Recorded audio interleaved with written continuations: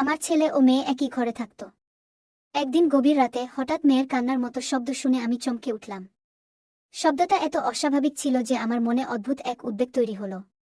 আমার মেয়ে ফিসফিস করে বলছিল, ভাই একটু আস্তে, মায়ের ঘর একদম পাশে। তার কথাগুলো শুনে আমার মনে সন্দেহ জন্মায়।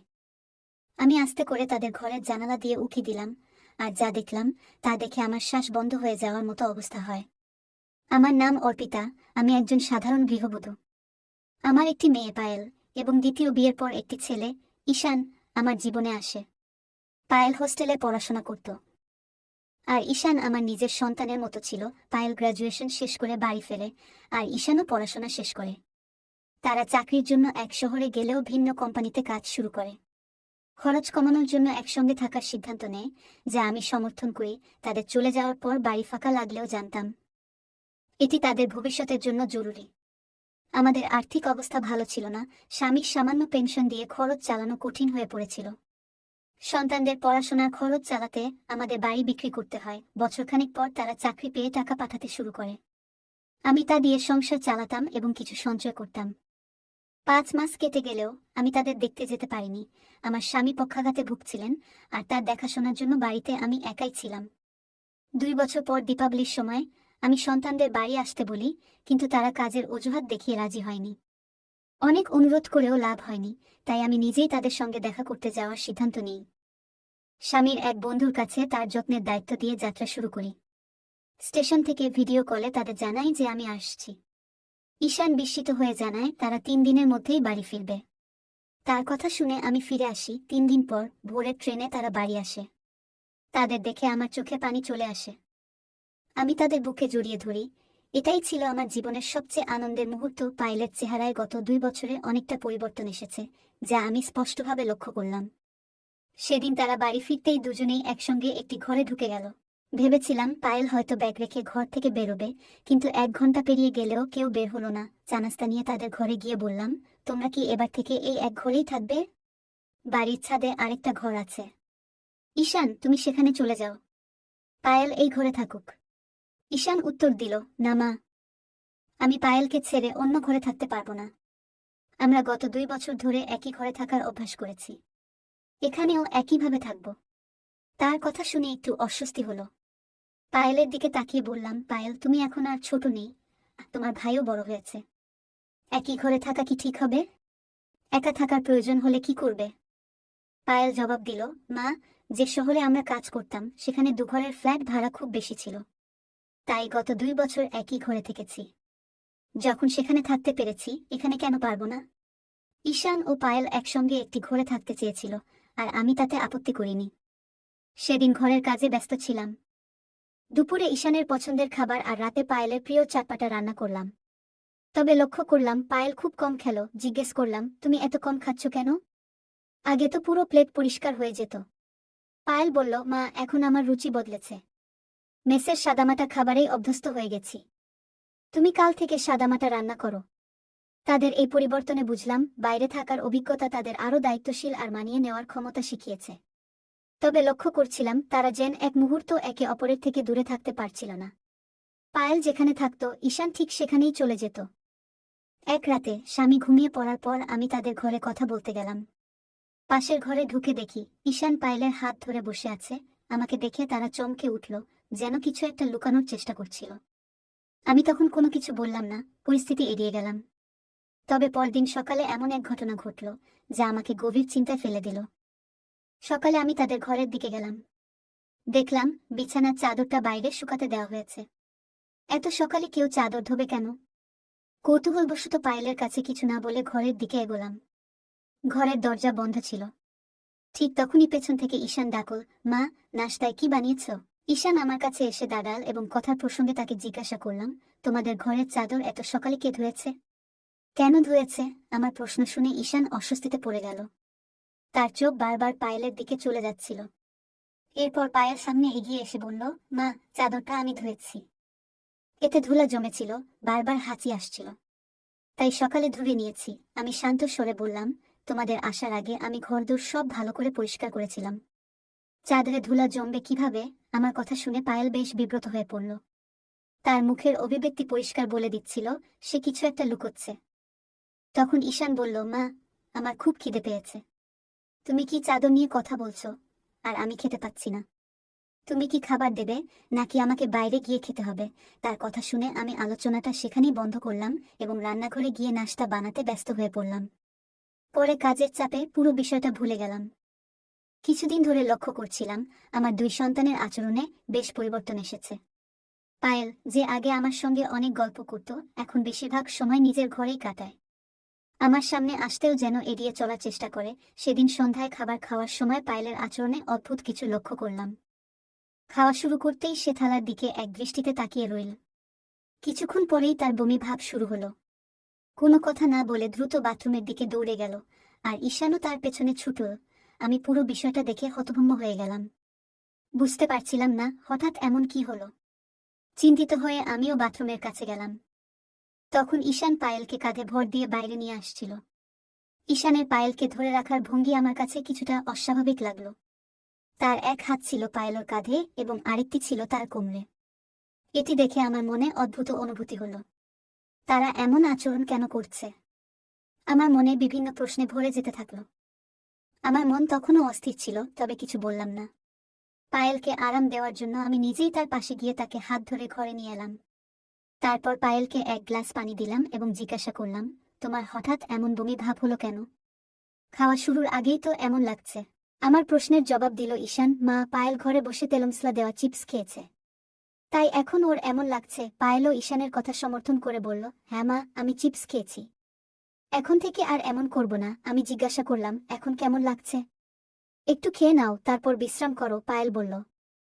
মা, আমি অনেক চিপস খেয়ে ফেলেছি, এখন আর খেতে ইচ্ছে করছে না। আমি ঘুমাতে যাচ্ছি, তোমরা খেয়ে নাও। এটা বলেই পায়েল তার ঘরে চলে গেল। তার না খেয়ে ঘুমাতে যাওয়াটা আমাকে কিছুটা অস্বস্তিতে ফেলল। রাতের খাবার শেষে আমি তার জন্য এক গ্লাস দুধ নিয়ে গেলাম। রাত তখন প্রায় 9টা। দেখলাম তারা দুজনেই ঘরের দরজা বন্ধ করে রেখেছে। আমি দরজায় টোকা দিতেই ঈশান দরজা খুলল। ঘরের ভেতরে তাকিয়ে দেখি পায়েল ঘুমিয়ে আছে, আর ঈশান তখনও জেগে রয়েছে। পায়েলকে গভীর ঘুমে দেখে আমি তাকে আর ডাকলাম না। দুধ রেখে আমি ফিরে আসতে চাইলাম, কিন্তু বেরোনোর সময় আমার শাড়ির আঁচল দরজার খুঁটিতে আটকে গেল। যখন সেটা খুলতে চেষ্টা করছিলাম, তখন ভেতর থেকে পায়েলের গলার শব্দ পেলাম। সে ঈশানকে বলছিল, ভাই, মা কি চলে গেল? তার কথায় বোঝা গেল সে ঘুমানোর ভান করছিল। এই কথা শুনে আমি আবার দরজায় নক করলাম। ঈশান দরজা খুলে জিজ্ঞাসা করল, মা, আবার কি হলো? আমি সোজা জিজ্ঞাসা করলাম, তোমাদের মধ্যে কি চলছে? পায়েল কেন ঘুমানোর ভান করছিল? পায়েল তখন উঠল এবং বলল, মা, আমি ভেবেছিলাম তুমি কিছু খাওয়ার জন্য নিয়ে এসেছ।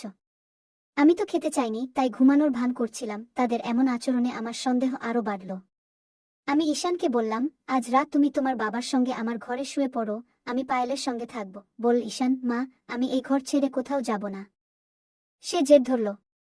পায়েলও বলল, আমি ভাইদের সঙ্গে থাকব, ও না থাকলে ঘুম আসে না। ওদের না শুনে উপায় না দেখে বললাম, ঠিক আছে, এক ঘরেই থাকো, তবে আজ থেকে দরজা বন্ধ করবে না। বাধ্য হয়ে ওরা রাজি হলো। পরদিন সকালে বড় দিদি বাড়ি এলেন। সবাই খুশি হয়ে গেল। কথার ফাঁকে তিনি পায়েলের বিয়ের প্রসঙ্গ তুললেন এবং কয়েকজন ছেলের ছবি দেখালেন। ঈশান ছবি দেখিয়ে বলল, মাসি, এরা পায়েলের জন্য একদম ঠিক নয়। ওর জন্য আমার মতো স্মার্ট কাউকে খুঁজুন। দিদি রেগে বললেন, তোমার বোঝার দরকার নেই, 5 বছরের বয়সের পার্থক্য স্বাভাবিক। ঈশান জবাব দিল, 5 বছরের নয়, স্বামী স্ত্রীর বয়সের পার্থক্য 3 বছরের বেশি হওয়া উচিত নয়। আমি নিজেই এমন একজন খুঁজে দেব, যে পায়েলের জন্য একদম উপযুক্ত হবে। ঈশানের এই কথাগুলো আমার কাছেও অদ্ভুত লাগলো। সেখানে পায়েলের বিয়ের কথা হচ্ছিল, আর সে নিজেকে পাত্রের সঙ্গে তুলনা করছিল। তাই আমি তাকে কিছু না বলে বললাম, তুমি এখন তোমার ঘরে যাও। ঈশান রুমে চলে যেতেই পায়েলও তার পেছনে চলে গেল। যখন ওরা দুজন রুমে চলে গেল, তখন আমার বড় দিদি, আমার বোন, আমাকে বলল, অর্পিতা, এই কথাটি আমি তোমাকে 20 বছর আগেও বলেছিলাম, যখন তুমি বিয়ে করতে চলেছিলে। তোমার স্বামীর সঙ্গে আমার কোনো সমস্যা ছিল না, কিন্তু তার সৎ ছেলেকে গ্রহণ করা আমার কখনোই ঠিক মনে হয়নি। তুমি যদি 2 মেয়ের বাবা এমন একজনের সঙ্গে বিয়ে করতে, তবে সেটাও ঠিক থাকত, কিন্তু তুমি সৎ ছেলেকেও গ্রহণ করলে, যা আমার কাছে কখনোই গ্রহণযোগ্য ছিল না। এখন যেভাবে বাড়ির পরিস্থিতি দেখছি, সেটাও ঠিক মনে হচ্ছে না। তার আচরণে কিছু একটা সমস্যা রয়েছে। আমি আমার বড় বোনকে বললাম, দিদি, তুমি এসব কি বলছো? দিদি বলল, আমি জানি আমার কথা তোমার খারাপ লাগবে, কিন্তু আমি সবসময় সত্য বলি। আমি তোমার ছেলে মেয়েদের ওপর ভরসা করতে পারি না, আর তোমাকেও সতর্ক থাকতে বলছি। পায়েলকে আমি জানি, কিন্তু তোমার সৎ ছেলেকে তুমি এখনো পুরোপুরি বুঝতে পারোনি। তাদের শহরে একসঙ্গে পাঠানো তোমার বড় ভুল। শহরে ভাই বোন বন্ধুর মতো থাকে, কিন্তু সম্পর্ক বন্ধুত্বের চেয়েও এগিয়ে যেতে পারে। তুমি কি তাদের ফ্ল্যাটে গিয়েছ? আমি শুধু চাই এমন কিছু না ঘটুক যা আমাদের পরিবারের লজ্জার কারণ হয়। দিদির তিক্ত কথাগুলো শোনার পর আমিও ঈশান আর পায়েলের আচরণ নিয়ে সন্দেহ করতে শুরু করলাম। বাড়ির পরিবেশও কেমন অদ্ভুত হয়ে উঠেছিল। ঈশান আর পায়েল এক মুহূর্তের জন্য আলাদা হচ্ছিল না, আর পায়েল যেন আমাকে এড়িয়ে চলছিল। সেই রাতে দিদি বাড়িতে ছিলেন, আমি তার সঙ্গে হোলঘরে ঘুমালাম। তবে দিদির কথাগুলো সারা রাত আমাকে অশান্ত করে রাখল। রাত 2টার দিকে ঘুম ভেঙে দেখি বাচ্চাদের ঘরের লাইট এখনো জ্বলছে। বিষয়টি দেখে আমি কৌতূহলী হয়ে তাদের ঘরের দিকে এগিয়ে গেলাম। ঘরের বাইরে পৌঁছানোর পর আমি পায়েলের গলা শুনতে পেলাম। সে বলছিল, দাদা তাড়াতাড়ি লাইট বন্ধ করো। মা যদি আমাদের ঘরের দিকে তাকায় তাহলে সবকিছু ফাঁস হয়ে যাবে। এই কথা শুনে আমি দরজার ফাঁক দিয়ে উকি দিলাম। দেখলাম ঈশান পায়েলর কাঁধে হাত রেখে তাকে বিছানার দিকে নিয়ে যাচ্ছে। পায়েলর হাঁটার ভঙ্গিমাও যেন একটু অস্বাভাবিক লাগছিল। ঠিক কি ঘটছিল তা বোঝা আমার পক্ষে তখন সম্ভব ছিল না। আমি সেই রাতে তাদের কোনো প্রশ্ন করতে পারিনি, কারণ বাড়িতে আমার বড় দিদি ছিলেন এবং তার সামনে আমি কোনো অস্বস্তিকর পরিস্থিতি তৈরি করতে চাইনি। দরজার কাছে দাঁড়িয়ে তাদের কথোপকথন স্পষ্ট শুনতে পেলাম। পায়েলের কথা মতো ঈশান ঘরের লাইট বন্ধ করল, কিন্তু আলো নিভলেও কথা বন্ধ হলো না। ঈশান বলছিল, শহরের ফ্ল্যাটে আমরা নিজেদের মতো থাকতে পারতাম, সেখানে আমাদের কেউ চিনত না, আর ভাইবোন হিসেবে নজরদারির ভয়ও ছিল না। কিন্তু এখানে মায়ের নজর সব সময় আমাদের উপর। কোনো ব্যক্তিগত সময় নেই। পায়েল বলল, তুমি ঠিক বলেছ, এখানে বেশি দিন থাকা সম্ভব নয়। যদি মায়ের কানে কিছু পৌঁছে যায় তাহলে সব শেষ হয়ে যাবে। মা বারবার আমাকে ডেকে কথা বলার চেষ্টা করছেন। যদি বেশি সময় তার সামনে থাকি তিনি হয়তো সব বুঝে ফেলবেন। আমাদের দ্রুত শহরে ফিরে যেতে হবে। আমি আর মিথ্যে লুকিয়ে রাখতে পারছি না। এরপর পায়েল বলল, ঈশান ভাইয়া, কখনো ভাবিনি আমাদের সম্পর্ক এ পর্যায়ে আসবে। গত কয়েক মাস ধরে তোমার সঙ্গে ফ্ল্যাটে ছিলাম, আর তুমি সবসময় আমাকে সাহায্য করেছ। সত্যি বলতে, তোমার মতো আর কাউকে আমি খুঁজে পেতাম না। তাদের এই কথোপকথন শুনে আমি একেবারে হতবাক হয়ে গিয়েছিলাম। আমি আবার ঘরের ভেতরে উকি দিয়ে দেখলাম তারা দুজন একে অপরকে জড়িয়ে ধরেছিল। আমার খুব ইচ্ছা করছিল ঘরে ঢুকে তাদের থাপ্পড় মারি, কিন্তু আমি নিজের পরিবারের সম্মান রাস্তায় ফেলতে চাইনি। তাদের কথা শুনে আমি গভীরভাবে মর্মাহত হয়েছিলাম। সেই রাত আমি এক মুহূর্তের জন্য ঘুমাতে পারিনি। আমি শুধু ভোর হওয়ার অপেক্ষায় ছিলাম। ভোরে কিছু সময়ের জন্য চোখ লেগে এসেছিল, কিন্তু তার মধ্যেই আমার বড় দিদি আমাকে জাগিয়ে তুলল। তিনি বেশ ঘাবড়ে গিয়েছিলেন এবং বললেন, অর্পিতা, তোমার বাড়িতে কি হচ্ছে? পায়েল সকাল সকাল ঘরের চাদর নিয়ে গেল কেন? আমি তোমার সন্তানদের আচরণে কিছু ভুল দেখছি। তাড়াতাড়ি করে পায়েলের বিয়ে ঠিক করো। আমি তোমার সৎ ছেলের উপর একটুও ভরসা করতে পারছি না। তখন আমি দিদির সামনে মিথ্যে বললাম। আমি নিজেই পায়েলকে চাদর ধোয়ার জন্য বলেছিলাম। দিদি আমার কথা বিশ্বাস করলেন, কিন্তু আমার মনে গভীর সন্দেহ দানা বাঁধতে শুরু করেছিল। রাতের কথোপকথন এবং তাদের ব্যবহারের উপর ভিত্তি করে আমি ইতিমধ্যেই অনেক কিছু আন্দাজ করতে পেরেছিলাম। সকালে প্রথম পায়েল উঠে ঘর পরিষ্কার করছিল। রাতের কথা শোনার পর আমার কাছে পরিষ্কার হয়ে গিয়েছিল যে কেন সে চাদর ধুতে নিয়ে গিয়েছিল। বেলা প্রায় 12টা বেজে গিয়েছিল, কিন্তু আমার বড় দিদি বাড়ি থেকে যাচ্ছিলেন না। বাচ্চারা বলেছিল যে তারা ক্যাফেতে যাচ্ছে। যখন আমার দিদি শেষমেশ নিজের বাড়ির পথে রওনা দিলেন, আমি বাচ্চাদের ঘরে ঢোকার সুযোগ পেলাম। আমি ঈশান এবং পায়েলের ব্যাগ তল্লাশি করলাম। পায়েলের ব্যাগ থেকে আমি এমন কিছু পেলাম যা দেখে আমার মাথার উপর থেকে আকাশ যেন ভেঙে পড়ল। আমার সন্দেহ নিশ্চিত হয়ে গেল যে তারা সম্পর্কের সব সীমা অতিক্রম করেছে। আমি সেই জিনিসটি হাতে নিয়ে ফুপিয়ে কেঁদে উঠলাম। আমি বিছানায় বসে মাথা ধরে আছি, এমন সময় পিছন থেকে ঈশানের গলা শুনতে পেলাম। সে বলল, মা, আজ সন্ধ্যায় আমরা বেরিয়ে যাচ্ছি। ছুটির দিন শেষ হয়ে গেছে। তার কথা শুনে আমি ক্রোধে ফেটে পড়লাম। উঠে গিয়ে তার কলার ধরে বললাম, অসভ্য, তুই নিজের আসল রূপ দেখিয়েই দিলি। তুই তোর বোনের সঙ্গে। আমি প্রেগন্যান্সি কিটটি দেখিয়ে বললাম, পায়েল গর্ভবতী, আর এর জন্য দায়ী তুই। আমি সব বুঝে গেছি। তোমাদের সমস্ত কাজকর্ম আমার সামনে প্রকাশ হয়ে গেছে। আমি কথা বলতে বলতে আরও রাগে ফেটে পড়ছিলাম, তখনই পিছন থেকে পায়েল এসে উপস্থিত হলো। তার মুখ দেখেই আমার হাত থেকে প্রেগন্যান্সি কিটটি পড়ে গেল। পায়েল শান্ত কণ্ঠে বলল, মা, দাদার উপর দয়া করে এমন অভিযোগ আনবেন না। তুমি যা দেখেছ বা শুনেছ তার পেছনের পুরো সত্য তুমি জানো না। হ্যাঁ, আমি গর্ভবতী, তবে এর সঙ্গে দাদার কোনো সম্পর্ক নেই।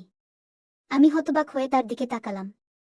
পায়েল ধীরে ধীরে বলতে শুরু করল, মা, আমার আগের কর্মস্থলে এক ম্যানেজারের সঙ্গে আমার একটি সম্পর্ক গড়ে উঠেছিল। সেই সম্পর্ক ভেঙে যাওয়ার পর জানতে পারি আমি গর্ভবতী। যখন তাকে জানাই তখন জানতে পারি সে বিবাহিত। তার কথা শুনে আমার দুনিয়া ভেঙে পড়ে, মানসিক যন্ত্রণা, আত্মহত্যার চেষ্টা করি। কিন্তু দাদা সময়মতো আমাকে বাঁচায়। পায়েল গভীর শ্বাস নিয়ে বলল, দাদা আমার ভরসা। সে আমাকে মানসিক শক্তি যোগায়। যখন গর্ভপাতের সিদ্ধান্ত নিই, ডাক্তার জানান এতে ভবিষ্যতে মা হওয়ার সম্ভাবনা থাকবে না। তখন দাদা আশ্বস্ত করে বলেছিল, মা হওয়া নারীর জীবনের গুরুত্বপূর্ণ অধ্যায়। আমি তোমার জন্য এমন কাউকে খুঁজব যে তোমাকেও এবং তোমার সন্তানকেও ভালোবাসবে। না পেলে আমি নিজেই দায়িত্ব নেব। পায়েলের কথা শুনে আমি স্তব্ধ হয়ে গেলাম। নিজের ভুল বোঝাবুঝি ও সন্দেহে লজ্জা পেলাম। এরপর থেকে তার যত্ন নিতে শুরু করলাম এবং সবসময় পাশে থাকার প্রতিশ্রুতি দিলাম। মা, আজ সকালে মাসি তোমাকে চাদর নিয়ে যা বলেছে সেটাও আমি শুনেছি। প্রেগন্যান্সির কারণে মাঝে মধ্যে রাতের বেলা আমার বমি হয়। এতে বিছানার চাদর নোংরা হয়ে যায়, তাই আমি সেটি সকালে ধুতে নিয়ে যাই। মা, প্রেগন্যান্সির কারণে রাতে আমার শরীর খারাপ হয়। অনেক সময় বিছানার চাদর নোংরা হয়ে যায়। সকালে আমি নিজেই সেটা ধুয়ে ফেলি যাতে তোমার কিছু বুঝতে না হয়। আর দাদা? দাদা শুধু আমার ভাই নয়, তার থেকেও অনেক বেশি। তিনি আমার জন্য বাবা মা আর ভাইয়ের মতো সবকিছুই করেছেন। মা, দয়া করে তার উপর এমন কোনো অভিযোগ আনবেন না যা তিনি কখনোই করেননি। পায়েলের মুখ থেকে এই কথাগুলো শুনে আমার নিজের চিন্তাভাবনা নিয়ে খুবই লজ্জা হলো। আমি এতদিন ঈশানকে সৎ সন্তান বলে মনে করেছি, কিন্তু সে তার বোনের প্রতি সৎ ভাইয়ের চেয়েও বেশি ভালোবাসা এবং সম্মান দেখিয়েছে। সে এমন এক পরিস্থিতি খুবই বিচক্ষণতার সঙ্গে সামলেছে, যেখানে না আমার কিছু জানতে হয়েছে, না কোনো সমস্যা সৃষ্টি হয়েছে। আমি ঈশানের কাছে ক্ষমা চাইলাম, আর পায়েলের ভুলের জন্য তাকেও মাফ করে দিলাম। এরপর আমি নিজেই পায়েলের যত্ন নিতে শুরু করলাম। ঈশান তার প্রতিশ্রুতি রেখেছে, পায়েলের জন্য এমন একজন সঙ্গী খুঁজে এনেছে, যিনি শুধু পায়েলকেই নয়, তার সন্তানকেও আপন করে নিয়েছেন। এইভাবে ঈশান শুধু ভাইয়ের দায়িত্ব নয়, পরিবারের প্রধান হিসেবেও তার কর্তব্য পালন করেছে। গল্পটি শেখায়, বাইরে থেকে দেখেই সিদ্ধান্ত নেওয়া ভুল হতে পারে। পুরো সত্য না জেনে সন্দেহ করা সম্পর্ক ও পারিবারিক বন্ধন নষ্ট করে। তাই ধৈর্য ও যুক্তি দিয়ে পরিস্থিতি বোঝা উচিত। ঈশানের চরিত্রটি দায়িত্ববোধ ও আত্মত্যাগের উদাহরণ। সে তার বোনকে সমর্থন দিয়েছে, সমস্যার সমাধান খুঁজে পেয়েছে। পায়েলের মা ঈশানের প্রতি ভুল ধারণা পোষণ করলেও সত্য জানার পর নিজের ভুল স্বীকার করে ক্ষমা চেয়েছেন। এটি শেখায়, ভুল স্বীকার করা বড় গুণ। ঈশানের সহায়তা পায়েলের জীবনে ইতিবাচক প্রভাব ফেলেছে। দেখিয়েছে বিপদের সঠিক মানুষ পাশে থাকলে জীবন সহজ হয়। বন্ধুরা, এই ছিল আজকের গল্প। বন্ধুরা, যদি এই গল্পটি ভালো লেগে থাকে তাহলে দয়া করে ভিডিওটি লাইক করুন এবং আমাদের চ্যানেলটি সাবস্ক্রাইব করুন। পাশে থাকা বেল আইকনটি প্রেস করুন, যাতে করে আমরা যখনই নতুন ভিডিও আপলোড করি তার নোটিফিকেশন সবার আগে আপনার কাছে পৌঁছে যায়। ধন্যবাদ। দেখা হবে আমাদের পরবর্তী ভিডিওতে।